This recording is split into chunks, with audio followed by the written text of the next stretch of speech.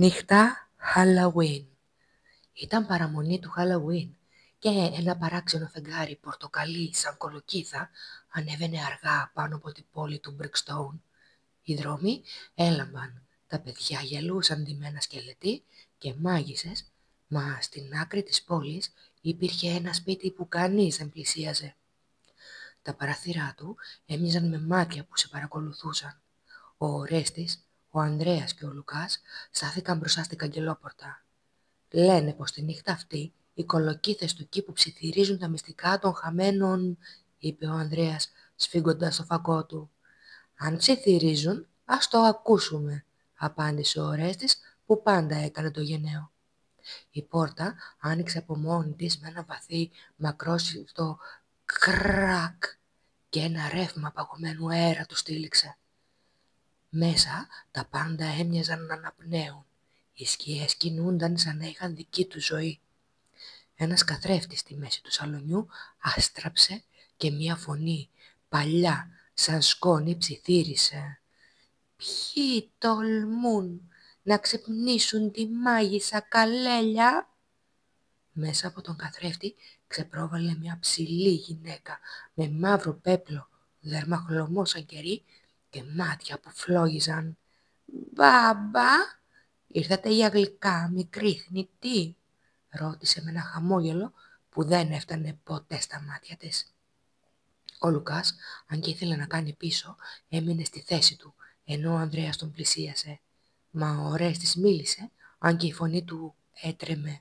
«Όχι, ήρθαμε να μάθουμε αν είναι αλήθεια πως οι κολοκύθες σου ψιθυρίζουν τη νύχτα». Η Καλέλια γέλασε.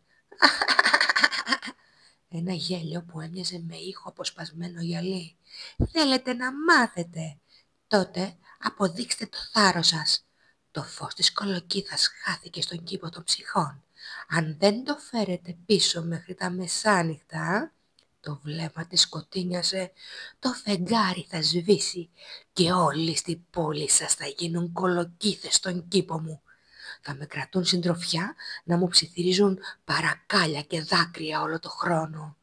Και εμένα αυτά μου αρέσουν». Οι τρεις φίλοι κατάπιαν το φόβο τους και βγήκαν στον κήπο. Ο αέρας ήταν γεμάτο από ψιθύρους. «Ορέστη, Ανδρέα, Λουκά». Οι κολοκύθες άναβαν και έσβηναν. Τα φανάρια κρέμονταν ανάποδα και ένα φως έτρεμε μακριά κάτω από τη μεγάλη βελανιδιά. Εκεί ένα διάφανο φάντασμα κρατούσε τη φλόγα στα χέρια του. «Ψάχνετε αυτό?» είπε με φωνή που έμοιαζε με άνεμο μέσα σε σωλήνα. «Χρειαζόμαστε το φως για να σώσουμε την πόλη», φώναξε ο Ανδρέας. Το φάντασμα χαμογέλασε πικρά. «Κι εγώ το χρειάζομαι για να φύγω από εδώ. Αν το πάρετε θα μείνω παγιδευμένος για πάντα». Τα παιδιά κοιτάχτηκαν. Ο χρόνος κυλούσε. Η Καλέλια σίγουρα περίμενε να καθυστερήσουν. Ξαφνικά μια μαύρη γάτα εμφανίστηκε ανάμεσά τους. Τα μάτια της έλαμπαν πράσινα. «Μη χαραμίζετε το χρόνο σας», ψιθύρισε. «Η Καλέλια θέλει να ξημερώσει ενώ είστε ακόμα εδώ. Τότε ο ήλιος θα σας κάνει κολοκύθες όπως όλους τους άλλους πριν από εσάς». Ο Λουκάς έσκυψε κοντά της. «Γιατί μας βοηθάς?» «Γιατί δεν αντέχω άλλο τις φωνές τους και τα παιδιά μου φαίνονται πολύ φασαριόζικα για να μείνουν εδώ για πάντα». Με τη βοήθεια της γάτας τα παιδιά έστησαν ένα σχέδιο.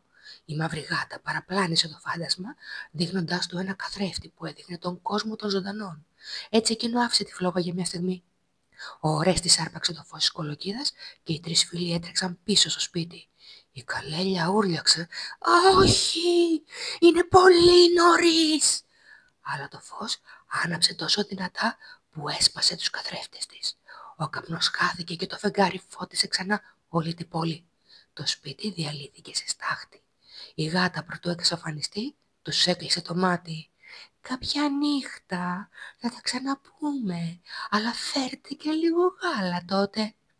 Οι φίλοι γύρισαν στην πόλη. Οι κολοκύθες στους δρόμους δεν ψιθύριζαν πια. μόνο φωσφόριζαν ήσυχα, σαν να χαμογελούσαν. Το μήνυμα της ιστορίας, παιδιά μου, είναι ότι το θάρρος και η συνεργασία μπορούν να σπάσουν και τα πιο σκοτεινά μάγια, γιατί όταν ενώνεις το φως σου με τον φίλον σου, κανένα σκοτάδι δεν σε κρατά παγιδευμένο. Αν σας άρεσε η περιπέτεια του Ορέστη, του Ανδρέα και του Λουκά, πατήστε like πριν σας ψιθυρίσουν οι κολοκύθες το όνομά σας από τον κήπο των ψυχών. Κάντε εγγραφή για να μην χάσετε την επόμενη τρομακτική ιστορία της Παραμάιθη Clan στο YouTube και φυσικά μοιραστείτε το βίντεο πριν εμφανιστεί η μάγισσα Καλέλια και σας ζητήσει παρέα. Ευχαριστούμε που είστε μαζί μας. Αντίο!